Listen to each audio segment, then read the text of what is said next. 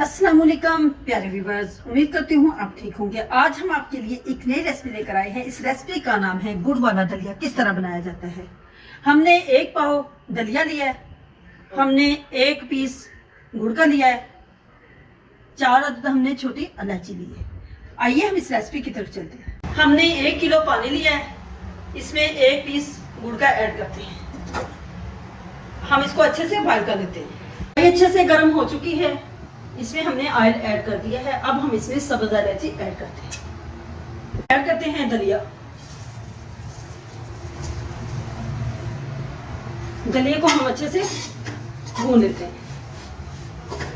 हमने डब्बे वाला दलिया इस्तेमाल किया है।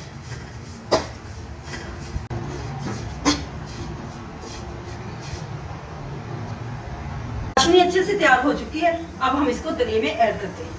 दलिया अच्छे से भून चुका है, अब हम इसको चाशनी को अच्छे से स्टेन करते हैं। स्टेन करने के बाद हम इसमें ऐड करते हैं। अब हम इसमें ऐड करते हैं चाशनी। चाशनी हमने ऐड कर दी है, अब हम इसमें थोड़ा सा पानी और ऐड करते हैं ताकि अच्छे से सॉफ्ट हो जाए।